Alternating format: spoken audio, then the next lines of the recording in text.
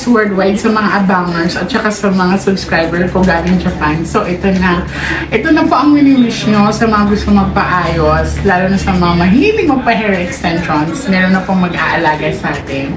And ito si ate, ayan. So, pwede rin siyang bisitahin dito. Anong address ni ate? Sa 108 Dr. Sixto Rosario, Pasig. Sa Pasig lang kami. So ito po ang Syra Hair Extension. And ngayon, gagawa nila ako at I'm super blessed kasi talagang matagal na pala siya nakaabang sa akin. And hindi lang kami talaga nag-match, and gusto kong magpasalamat kay Ate Tony kasi siya yung naging way kung bakit kami connected. So samahan niyo ako ngayon kung paano nila i-transform yung hair ko. Yeah.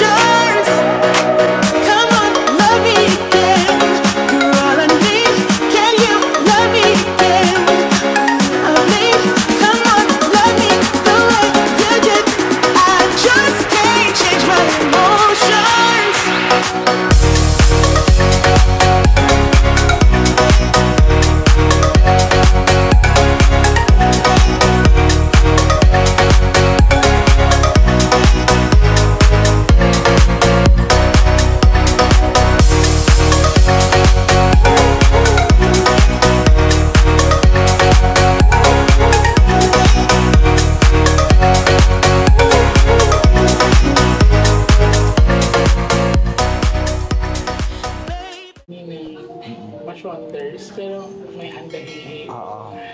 Tapos, to make the story short, sabi ko, bakit? May ganun na. Tapos, nag-post ako Ilang years na kayo? 5 years kami nag-team. Tapos, nung nag-post ako sa Facebook, nabasa niya. Sinundo niya ako sa office. So, doon kami nag-start kasi walang-wala talaga.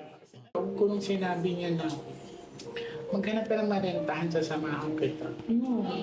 As in, mawalang, lang, 3 pirasong plastic na plato, tapos mga basong plastic. Hindi, tapos hihiram lang kami ng lupuan sa kapitbahay. Oo, diba? Tapos sabi ko sa kanya, dumating sa point ate na gusto niyang bumalik sa niya, sa partner niya. Kasi syempre 8 years is 8 years. Yes. So, 1 week kami nagsama, bigla siyang sabi niya na, nandito naman mga gamit ko, babalik ko niya siya. Tapos mahilig akong mag-ask ng prayer, usahin kay Lord. Sabi ko, Lord, kung pagka-uwi ko is andito pa siya, sa akin talaga siya. Tapos kinausap ko siya, sabi ko, huwag ko iwanan, gagawin ko lang. Pero, yung sarili ko ate, nakita ko na sa TV. Sinabi ko sa ex ko yun. Sabi ko, baby, nakita ko yung sarili ko, pinagkuguluhan ako sa TV. Tapos sabi, baka sasali ka ng Q&A? Tapos sabi ko, baka. Sabi, sige, sumali ka. Pag punta ko doon, napansin ako ni Ann Curtis, pinasali ako ni Ann sa yung parang niya, episode na parang mangula ka ng sagot, ganyan. Akala namin yung pala hindi. Pero matagal na ako nagbabasa talaga. Tapos ayun. Pero alam mo, galing ako sa long term din. Parang halos same sa'yo. Long term ko 16. 16 years? Yes, high school pa lang kami. Oh my God. Diba? Then talagang ang eksena, sabi ko, hala, ba't gano'n? Nabubugi Wonderland din ako. Alam mo ba, one time yung as in magbabagong taon December 29. Pero parang feeling ko kasalanan ko din kasi lasing siya eh. Tapos sabi niya, Be, ayan, papabili, may gusto siya ipabili. Tapos syempre, hindi naman ako nag-iinom. So amoy emperador yung bunganga niya. Sabi niya, eto ginaganyan niya sa akin ng ginaganyan. Ako may nagkukwenta ako. Hanggang sa maya-maya, tinapon ko yung telepono niya.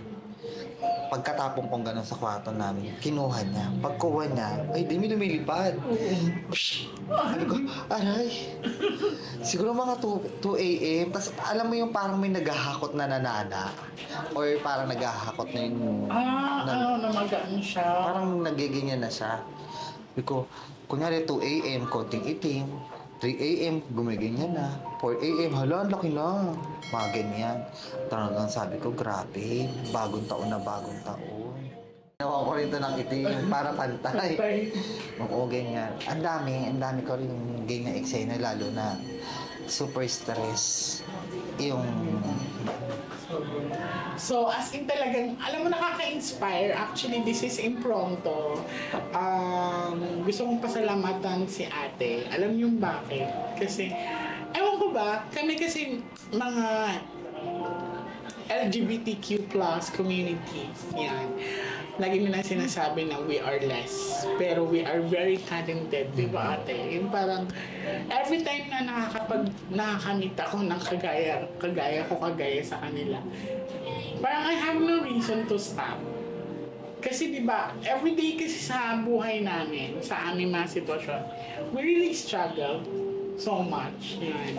So, pag naglabdan kami, buong-buo, pero minsan madalas kami masaktan. Di ba ate? Yes, madalas. Is ganda nga eh. Alam mo ba yung high school kami, ang eksena namin na parang OFW. Siyempre siyempre tayo, di ba kunyari, babaihan atake. O, habang ikaw nagluluto ka ng almusal, pinagpaplansya mo ng yung jowa mo, sabi kami napasok. O, siya natutulog pa. Siyempre gusto ko pagkagising niya, ready na lahat. Ganun naman talaga, hindi naman sa baklalan nangyayari. Kumbaga, siyempre parang ikaw bilang babae, yun ang atake mo. Ganun. Kaya sabi ko, parang, siyempre ako yung inag-iwalay din kami, parang, manghihinayang ako, pero wala, yun na lang talaga yun. Isipin mo, hindi ko namin banggitin yung pangalan ha, pero, wala talaga din talaga sa tagal ng panahon. Wala siya sa yung parang isang talagang ganyan lang, pwede nang, okay na, wala na agad. Oo.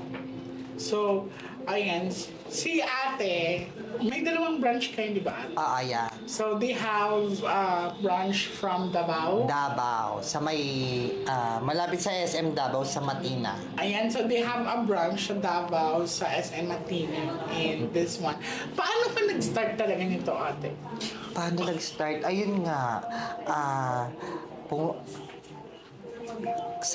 paano ba to?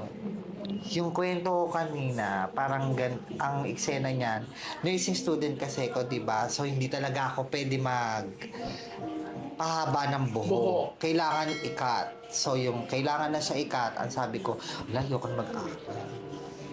Kasi kakat, syempre may jowa na ako nun eh. Syempre ang buhok ko nun, bralay na. Tapos gagawin mong 2x3 clean cut. Sabi ko parang, hindi ako pumayag. Yung pang-tuition ko, ibinili ko ng iPod. Yung pang-music. Yung ganyan. Pagkatapos, hindi na ako pumasok. Dumaan ka sa stress anxiety. Oo, kasi nga sabi ko, alam mo talaga ang eksena ko, management naman talaga ako eh. Dahil nga black section kami, black section yung nakapila, magiging black student yung magiging classmate ko, okay, go nursing na lang din. Ganun ang atake. So, napunta ako na ibang bansa, nag-aral ako ng hair extension, tapos, ayun naman, pero as in yung naaralan ko naman siya, which is kumikita na ako sa ibang bansa, pero yung dinala ko siya dito, wala pa. As in, ang eksena, ang kliyente ko, isa lang sa isang linggo, kung wala pa akong kaibigan ng ate na uuwi dito, wala pa akong kliyente. Saka, ayos dito, sulit ko, as in super wala pa naman, di pa naman uso yung phone dati, di ba? Pupunta pa ako ng computer siya para mag-check ako kung may nag-message na ba. Okay. Ganyan. Ang cellphone nun parang Nokia 1112 lang, di ba? Mga ganyan. Gumagamit pa nga ako ng mga parang sa cable cafe, yung parang mga ads, ganyan. Ayun lang. Yun yung na-try ko. Pagkatapos, syempre pag nakapag-deal ako ng isa, shit, ano kaya bibilin ko? May 7,000 na ako bukas. I see. Ganyan. Excited na ako. Sabi ko, wow, may 7,000 na ako. Ganyan. Hanggang sa, ayan. Syempre, ako naman, nag-aral din talaga ako. Parang pinorte ko siya. So, kahit nag start pa lang ako, alam ko na sa sarili kong yung gawa ko talaga. Oo. Okay na okay. Ganyan. So, syempre, namuhuna na ako. Dumating din ako, nangungutang din ako ng pera. Ganyan. Parang eksena. Ito, as in, plain lang to. Sabi ko sa kapatid ko, sis, ano ba, pupush ba natin? Sabi niya, ikaw bahala ka kung anong gusto mo.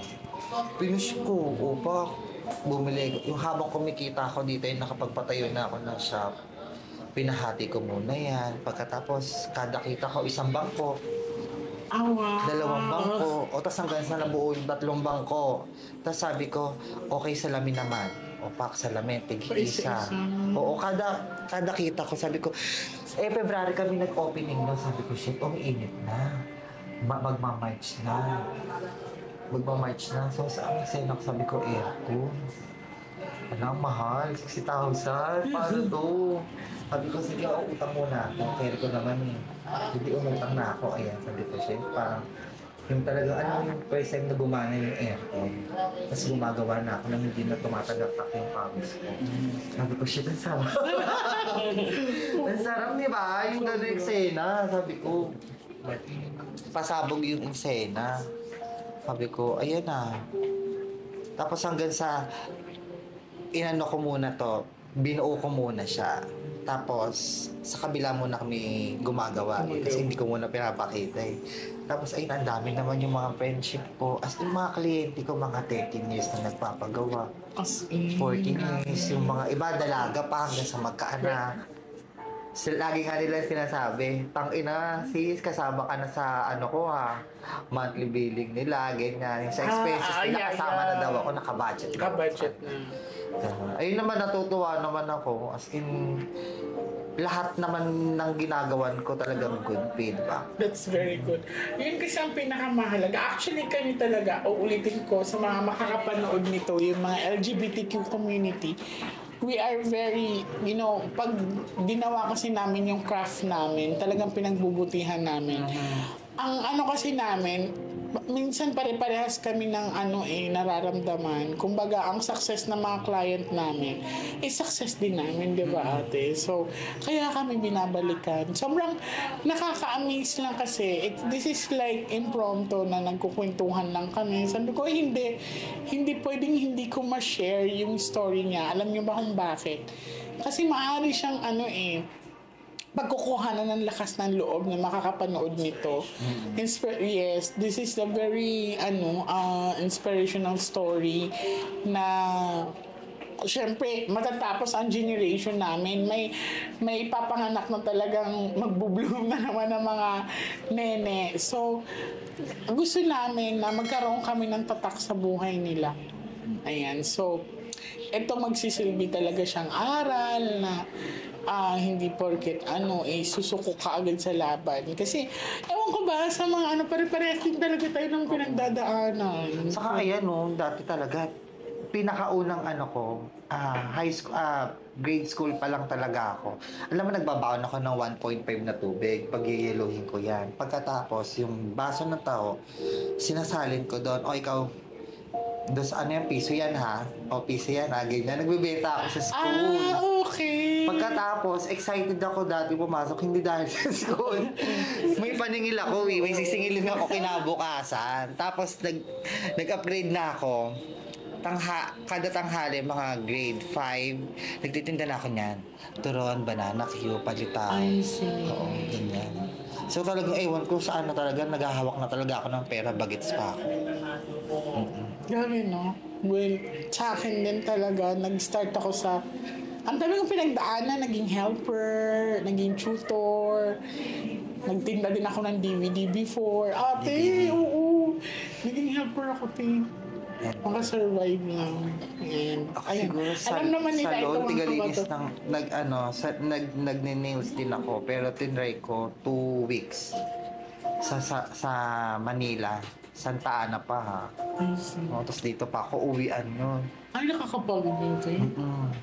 Saka iba talaga kasi pag may oras, di ba? Kunyari, ikaw kagaya ko, hawak ko may oras ko. Ang hirap din talaga yun. O hawak ng ano yung oras mo. O pumasok kayong ganito. Pumasok kayong ganyan.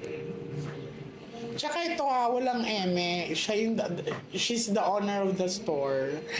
She's the owner of the salon. And she's very humble. Ayan. Walang kaarte-arte sa katawan, girls. Yan. Sobra. Yung parang, basta talagang mararamdaman mo talaga yung genuinity. Genuine ng ano niya. Kung ano siya is, what you see, what you get. Yan. So, deserve niya talaga na makilala, deserve niyang mag-expand kasi I really see it in her eyes na nakikita ko na nakakaramdam siya ng pagod but nag-enjoy naman siya sa craft niya. So bilang isang gusto ko siya makilala. Yan. Gusto ko mag-expand pa siya kasi deserve niya. Thank you, ate. I know I messed it up, but in my soul, I feel a love for you that's out of control. Sometimes I feel like I can make you whole. I just can't change my emotions. There isn't anything I wouldn't do to prove that everything I say is true. And if you let me, I'll keep loving you.